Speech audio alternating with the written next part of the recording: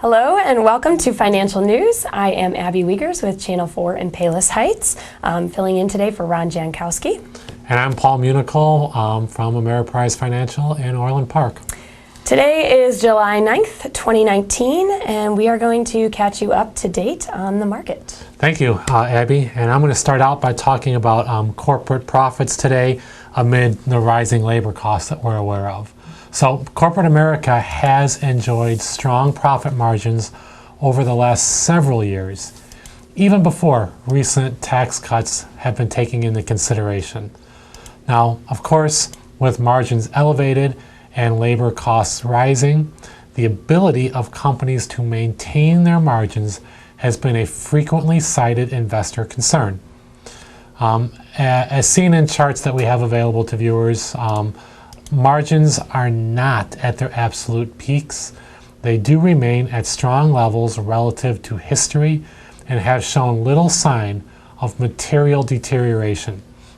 Now that yet could change as U.S. companies increasingly feel the pressure of trade disputes and the slower sales growth that could result. However, lower commodity costs, that's including energy costs, and lower borrowing costs should also act as important offsets. Looking to Q1, the S&P 500 pre-tax profit margin was down approximately 50 basis points to 10.8% versus its prior year levels. But we note that Q1 2018's margin rate of 11.3% was also a multi-decade peak.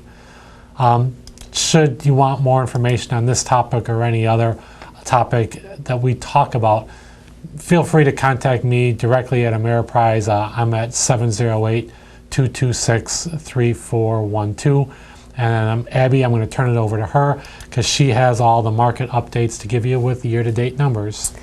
Thank you, Paul. Ameriprise Financial also provided us with this information, like Paul just said. The S&P 500 is up 20% year-to-date.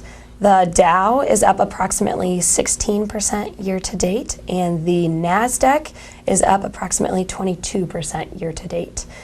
Some other notable aspects of the market are emerging markets is up 10% year-to-date. Corn commodities is up about 9% year-to-date, and the S&P 500 sectors, real estate is up about 24% year-to-date. That is it for the financial news today. Stick around. Paul is going to talk to us about your money, and he's got a pretty interesting topic today, so we will be right back.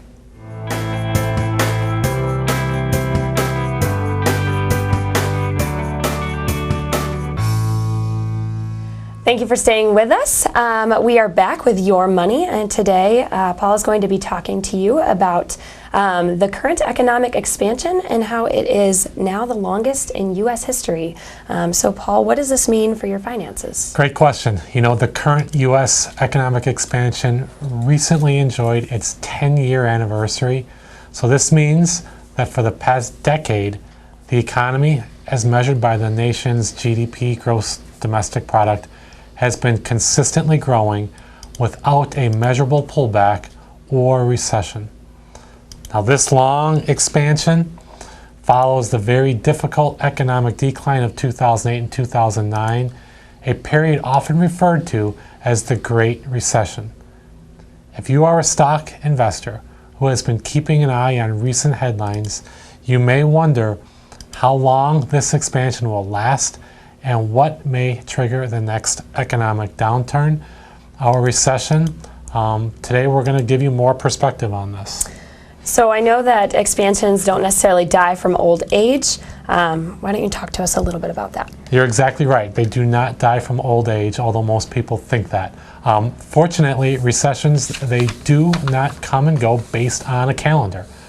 Often, recessions are the result of imbalances in major economies built up over a period of expansion, as evidenced by the housing bubble in 2007 and the dot-com bubble in 2001.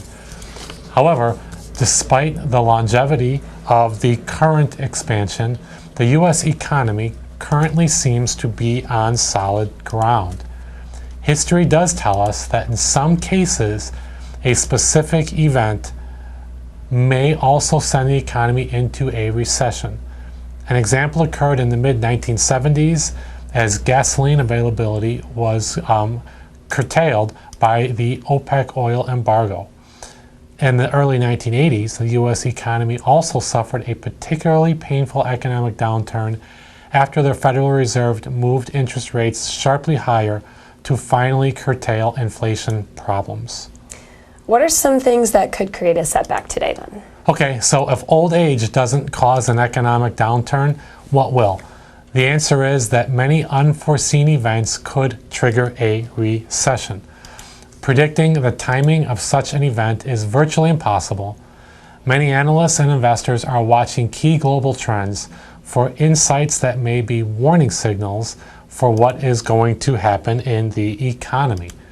Currently, trade turmoil represents one of the most notable risks to the intermediate-term economic outlook. The ongoing dispute between the world's two largest economies, the US and China, has already had a negative impact on the pace of global growth, and the impact could rise.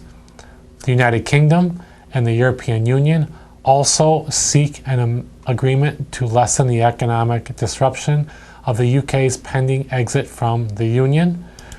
Federal Reserve interest rate actions and pockets of geopolitical unrest are also important to watch and something experts monitor very closely. Obviously, this topic can cause a little bit of worry. So Paul, why don't you talk to us about some ways to prepare for the future uncertainty? Perfect. So whether the expansion continues on for a while or comes to end in the near term, it's important to remember that it's normal for the markets to move in cycles with periods of expansion and recession. And historically, the markets have rallied and risen higher after times of decline. That being said, if you're nervous about what a possible downturn in the near term could mean for your portfolio, consider the following 4 steps. 1. Maintain a properly diversified portfolio that effectively represents your true views on risk. Focus on owning quality investments as your second point, which may include well-established stocks and higher-grade bonds. 3, while a market pullback can be a very painful thing, every downturn comes with potential opportunities. While the investments you hold may be dropping in value, the investments you want to buy could be getting cheaper, making a good time to consider buying. 4, how long you have before you need money is a key factor to how well your portfolio may withstand future uncertainty. If you have decades before you need to withdraw, such as your retirement savings, it's possible that volatile markets could actually work in your favor due to the power of compound interest. But on the flip side, if you need money in the near term, you may want to consider reducing your risk or selecting investments with more downside protection. Finally, talk to a financial advisor who can assess your current financial situation and investments. Together, you can discuss whether making any changes could help you be more prepared for what may lie ahead. Well, thank you, Paul. I believe that's about all that we have for you guys today. So for myself, Abby Wiegers with Channel 4 in Palos Heights. And for myself, Paul Munichol with Ameriprise Financial. And again, before we sign off, should you have questions or concerns, feel free to reach out to me directly at 708-226-3412. Thank you so much. We wish you good investment day.